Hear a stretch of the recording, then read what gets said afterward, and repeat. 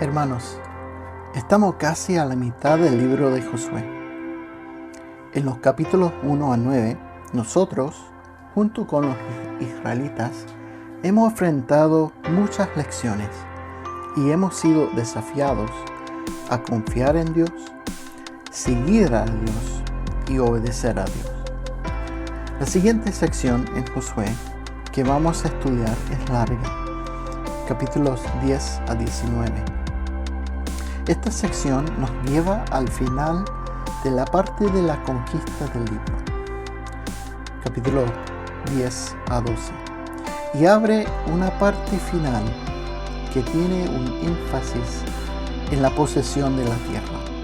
Solo para repasar, las tres partes principales del libro de Josué son entrando en la tierra, capítulos 1 a 5, conquistando la tierra, 6 a 12, y poseando la tierra, 13 a 24.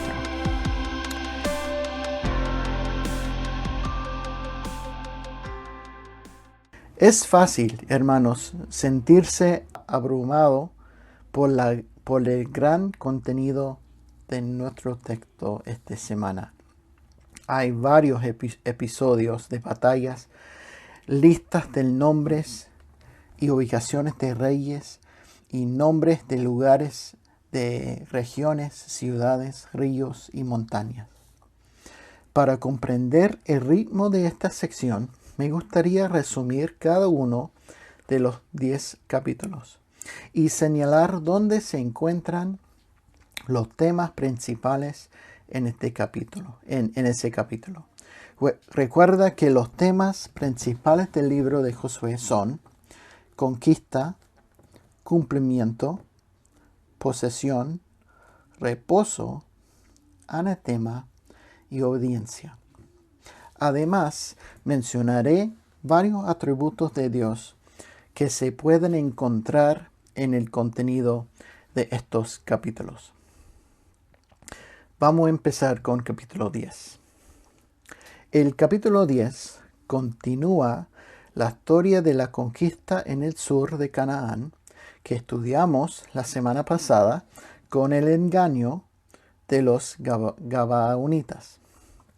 El capítulo 10 comienza diciéndonos que cuando Adonisedec, rey de Jerusalén, oyó que Josué había tomado a Jericó y Ai, y que los de Gabón habían hecho paz con los israelitas, y que estaban entre ellos, tuvo gran temor, porque Gabón era una gran ciudad, como una de las ciudades reales, y mayor que Ai.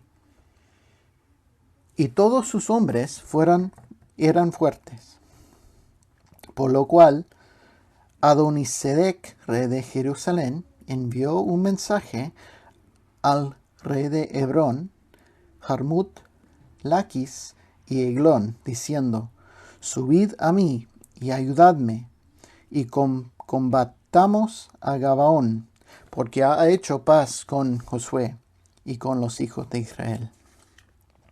Los 5 reyes de los amorreos, el rey de Jerusalén, Hebrón, Jarmut, Laquis y Eglón, se juntaron y subieron ellos con todos sus ejércitos, y acamparon cerca de Gabaón, y pelearon contra ella. El ataque de los reyes a Gabaón e Israel fue para castigarlos por unir fuerzas recientemente en la alianza. En el versículo 8 vemos que Jehová le asegura a Israel una victoria completa. No tengas temor de ellos, porque yo los he entregado en tu mano, y ninguno de ellos prevalecerá delante de ti. Vemos su promesa de protección, su promesa de provisión, su promesa de poder para la victoria. Josué podía estar seguro de que el poder del enemigo era nulo frente al poder de Dios de Israel. La batalla de Israel y Gabaón contra estos 5 reyes es una batalla famosa. Esta es la batalla donde Dios arrojó desde el cielo grandes piedras sobre ellos y murieron muchos. Y fueron más los que murieron por las piedras del granizo que los hijos de Israel mataron a espada. Versículo 11. Los soldados de Israel eran un instrumento más en las manos de Dios para el cumplimiento de su promesa, llevando a cabo su plan. Además, esta es la batalla en la que Josué le pidió al Señor que hiciera que el sol se detuviera. Vemos el poder sobrenatural de Dios en los versículos 13 y 14, que dice que el sol se paró en medio del cielo y no se apresuró a ponerse casi un día entero. Y no hubo día como aquel, ni antes ni después de él, habiendo atendido Jehová a la voz de un hombre, porque Jehová peleaba por Israel.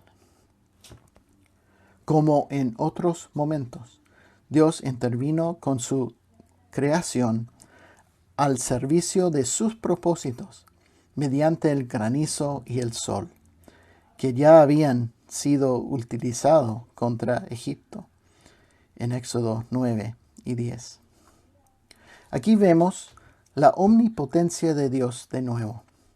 La victoria sobre la coalición amonita fue total. La victoria era completa. Los 5 reyes escaparon de la batalla y huyeron a una cueva para esconderse. Versículo 16. Finalmente fueron asesinados por Josué y sus hombres. Luego los colgaron de 5 árboles hasta la puesta del sol. Los reyes fueron descolgados y puestos en la misma cueva donde se habían refugiado.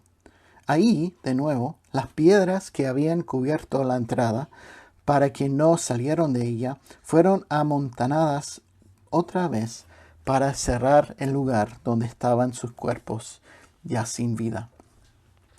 Josué tomó la ciudad de Maceda y la hirió a filo de espada y mató a su rey. Por completo los destruyó, con todo lo que en ella tenía vida, sin dejar nada. De nuevo, vemos el concepto de anatema. Israel destruyó todo y obedeció el mandato de Dios. El relato se extiende a enumerar las ciudades del sur de Canaán, conquistadas y destruidas por Josué. En versículos 29 a 38, enumera y explica de manera repetitiva lo que sucedió en cada batalla. El autor usa la siguiente frase para resumir cada batalla. Pasó Josué y todo Israel con él a el nombre de un lugar nuevo y la combatieron y tomándola la hirieron a filo de espada, a su rey y a todas sus ciudades, con todo lo que en ella tenía vida, sin dejar nada, como había hecho en otras ciudades. Así la destruyeron con todo lo que en ella tenía vida. Al final del capítulo, el autor nos resume todo lo que ha sucedido en la conquista del sur. Observe conmigo los temas principales a medida que leemos el resumen. Versículo 40. Hirió pues Josué toda la región de las montañas, del Negev, de los llanos y de las laderas, y a todos sus reyes, sin dejar nada. Conquista. Todo lo que tenía vida lo mató. Anatema. Como Jehová, Dios de Israel, se lo había mandado. Obediencia. Y los hirió Josué desde Cades Barnea hasta Gaza y toda la tierra de Gosén hasta Gabaón. Posesión. Todos estos reyes y sus tierras los tomó Josué de una vez, porque Jehová, el Dios de Israel, peleaba por Israel. Cumplimiento. Y volvió Josué y todo Israel con él al campamento en Gilgal. Reposo.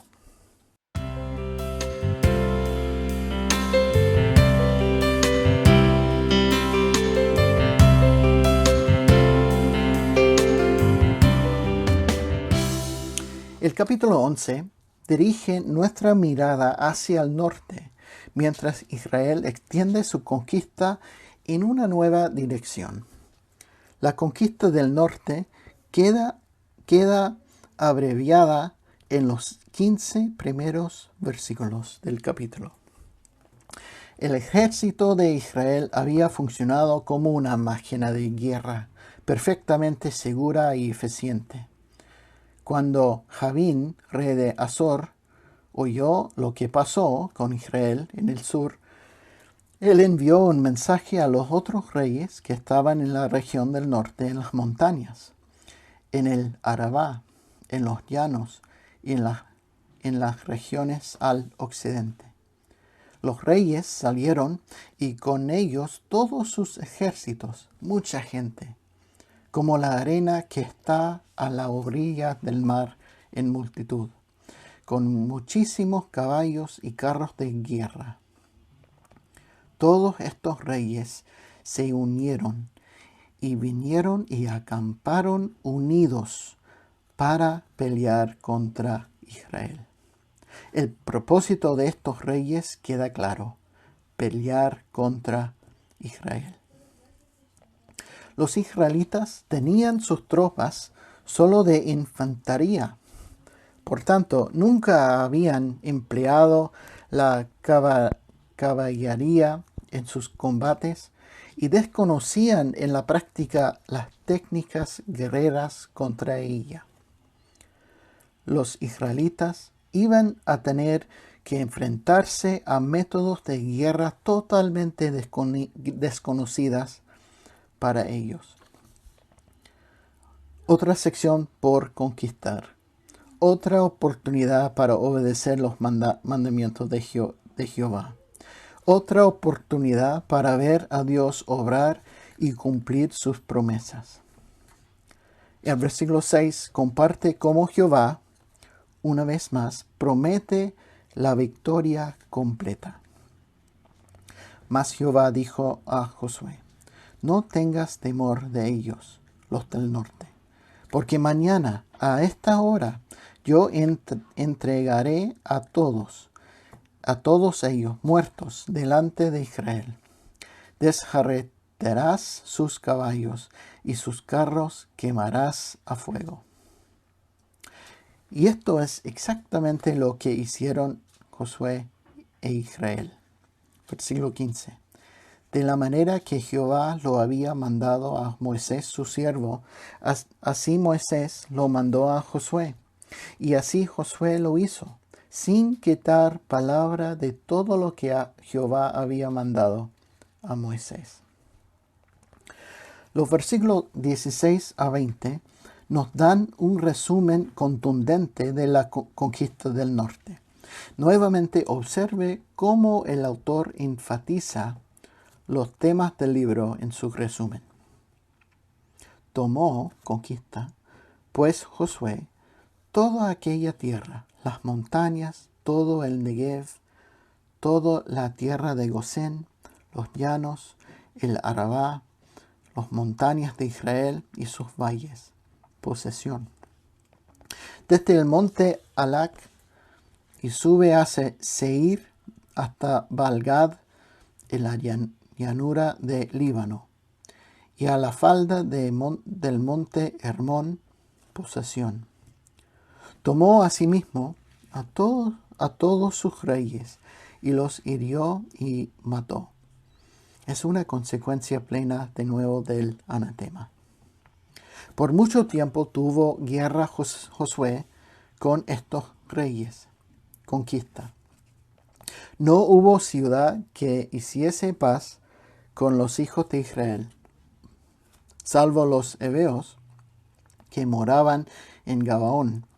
Todo lo tomaron en guerra. Conquista, también anatema y reposo. Porque esto vino de Jehová, que endurecía el corazón de ellos para que resistiesen con guerra a Israel, para destruirlos, y que no les fuese hecha misericordia, sino que fuesen desarraigados como Jehová lo había mandado a Moisés. Cumplimiento y obediencia. Un breve comentario sobre los anaqueos mencionados en los versículos 21 y 22. El texto dice que solamente quedaron los filisteos en Gaza, en Gat y en Asdod. Mantengan esto en su memoria mientras continúa estudiando la historia de Israel, porque los filisteos continuarán siendo una fuente de miles de problemas, conflictos no menor y pecado para Israel en las generaciones futuras. Desempeñaron un papel fundamental en las vidas de Sansón, Samuel, Saúl y David. El versículo 23 es, en mi opinión, uno de los versículos claves de todo el libro de Josué. De hecho, es a partir de este versículo que nuestros 4 temas principales se ven claramente. Tomó pues Josué toda la tierra, conquista, conforme a todo lo que Jehová había dicho a Moisés, cumplimiento. Y la entregó Josué a los israelitas por herencia, conforme a su distribución según sus tribus, posesión. Y la tierra descansó de la guerra, reposo. Los israelitas tenían posesión de la tierra según la promesa de Dios a Moisés. Dios había cumplido su palabra una vez más. Israel podía proclamar a las naciones asentadas ya en la tierra la fidelidad del Señor. Después de varios años de guerra, había llegado el momento de descanso, entrando a disfrutar de los bienes que Dios le otorgaba en su misericordia.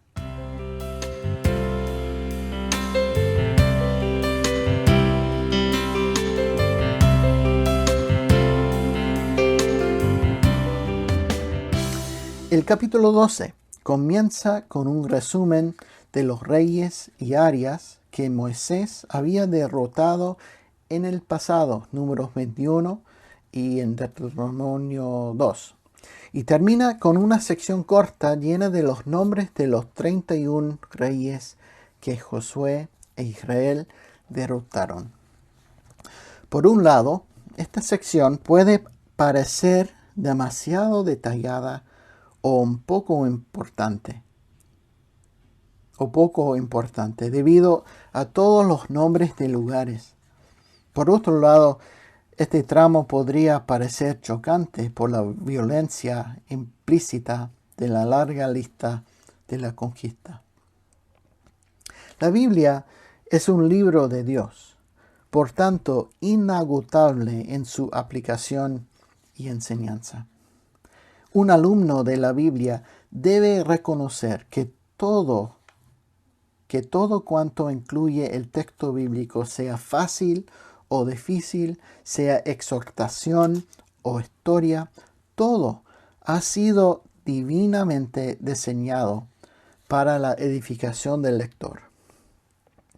Vemos esto en Romanos 15:4, que dice: porque las cosas que se escribieron antes para nuestra enseñanza se escribieron, a fin de que por la paciencia y la consolación de las Escrituras tengamos esperanza.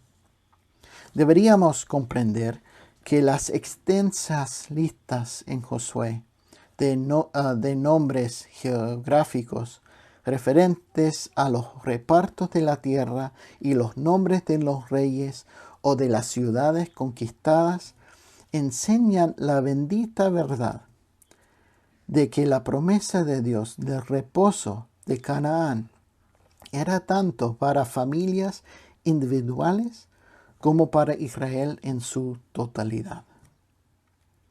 Permíteme animarnos a entender esta sección de la siguiente manera. El origen de estas batallas fue Dios. Solo Él es un Dios santo y está cumpliendo sus promesas con todas y cada una de las derrotas de estos reyes y sus ciudades. El agente de estas batallas fue Israel. Dios usó a Israel como su instrumento para traer gloria a sí mismo, y proveyó para su pueblo y su plan divino. El resultado final de estas batallas fue el descanso o reposo. Las batallas no eran el propósito final de Dios, sino que debían traer reposo a la tierra prometida. La meta final de Dios era el reposo para los suyos, en una tierra pacífica y libre de enemigos.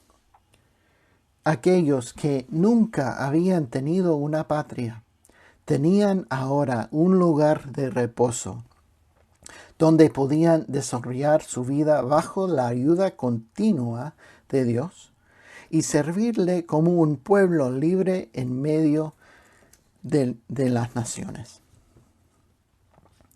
La omnipotencia de Dios se manifiesta en la eliminación de los pueblos residentes en Canaán, en la gracia manifestada a colocar a Israel en su lugar, en la fidelidad que cumple el compromiso dado a Abraham, en las promesas de tierra que les había hecho.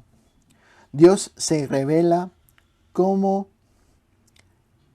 es en la historia para que les conozcamos y entendamos por medio de los hechos la grandeza divina y la gracia que como Dios manifiesta en una infinita dimensión.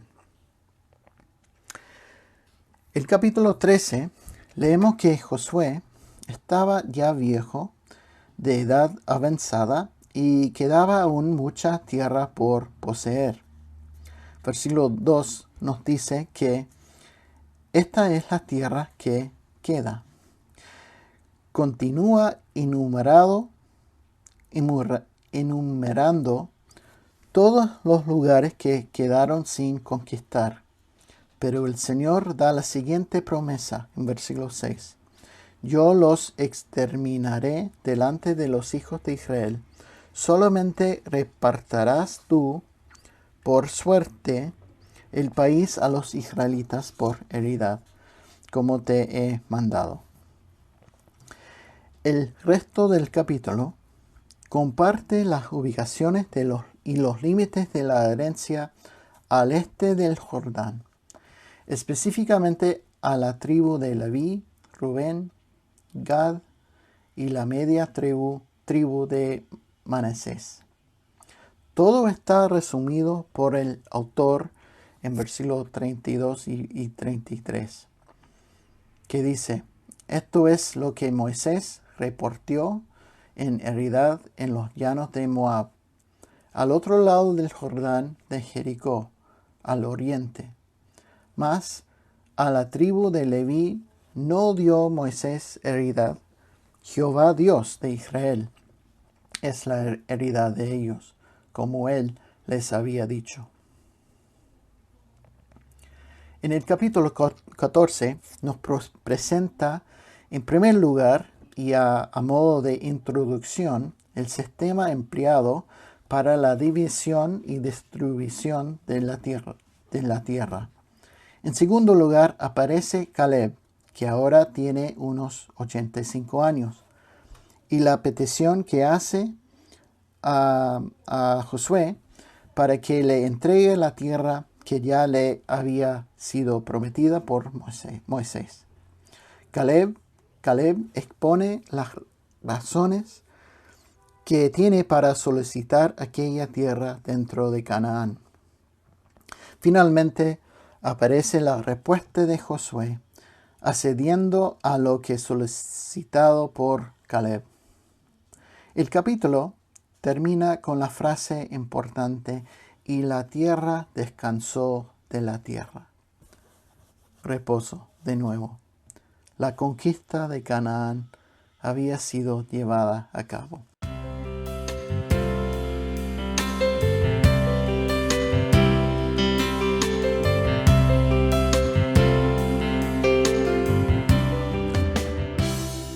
El capítulo 15 nos da los límites y las ciudades para la herencia de la tribu de Judá. La división de la tierra había quedado establecida ya en los tiempos de Moisés, quien había nombrado los príncipes de cada una de las tribus para que presidieran del reparto. La tierra sería distribuida por suertes, de modo de que todo quedase en las manos de Dios.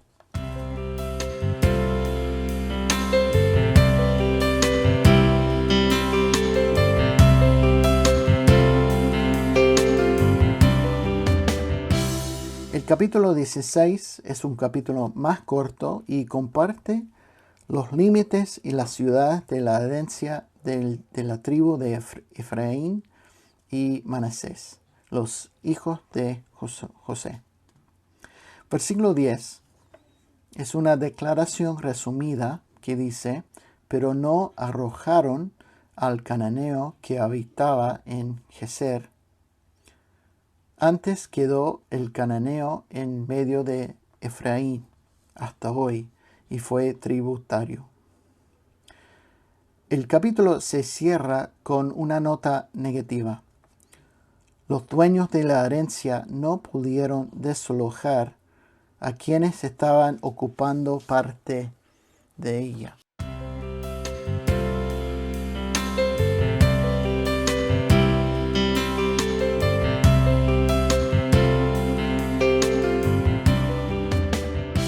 Capítulo 17 continúa con la ubicación de los límites y ciudades de la herencia de la tribu de Manasés.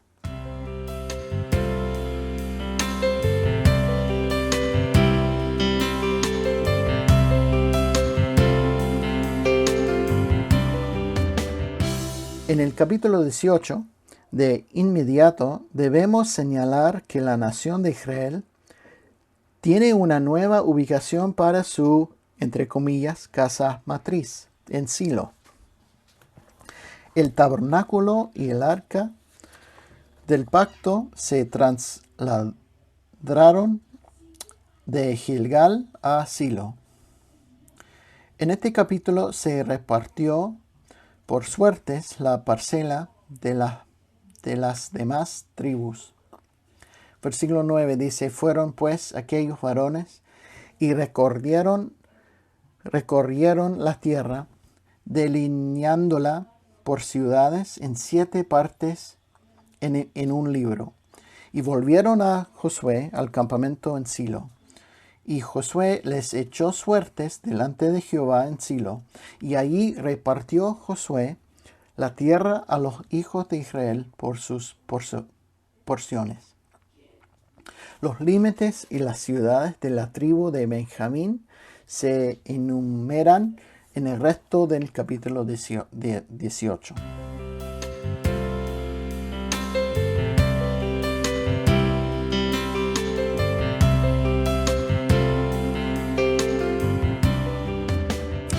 finalmente, en el último capítulo de nuestro estudio hoy, 19, tenemos los límites y las ciudades de la tribu de Simeón, Zebulón, Isaacar,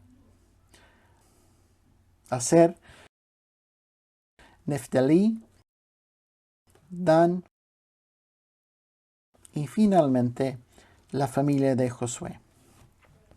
El capítulo 19 termina con una declaración resumida en el versículo 51 que dice: estas son las heredades que el sacerdote Eleazar y Josué, hijo de Nun, y los cabezas de los padres entregaron por suerte en posesión a las tribus de los hijos de Israel en Silo, delante de Jehová, a la entrada del tabernáculo de reunión, y acabaron de repartir la tierra.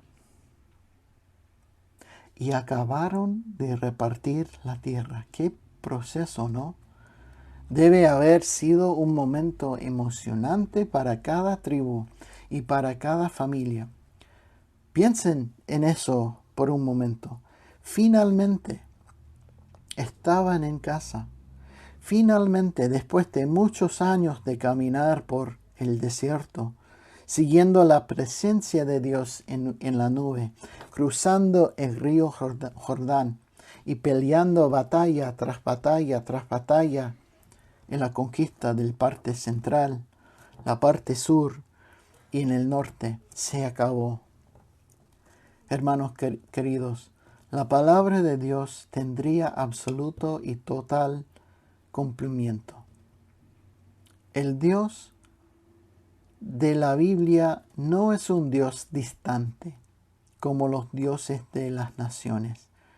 Es un Dios real y comunicativo con los suyos. Él es el único Dios fiel y verdadero que no deja pasar por alto ninguna de sus promesas y hace honor a todas sus palabras. Es también el Dios que desea ser obedecido por los suyos. La obediencia y la victoria van unidas íntimamente a lo largo de la Biblia. La enseñanza de Juan es muy precisa. Primera de Juan 2:14 dice: «Os es escrito a vosotros, padres, porque habéis conocido al que es desde el principio. Os he escrito a vosotros, jóvenes, porque sois fuertes, y la palabra de Dios permanece en vosotros, y habéis vencido al maligno». Para la verdadera obediencia, la palabra debe ser recibida con mansedumbre. Esto es, con una disposición plena a aceptarla sin reservas. No consiste solamente en conocer la palabra, sino en obedecer la palabra. Conocimiento intelectual no es sinónimo de obediencia. Entonces, aprendimos dónde se establecieron todas las tribus de Israel en la tierra prometida. ¿Falta una? ¿Qué pasa con la tribu de Leví? ¿Qué pasó con ellos? Bueno, esto será el enfoque para la próxima semana en Josué 20 y 21.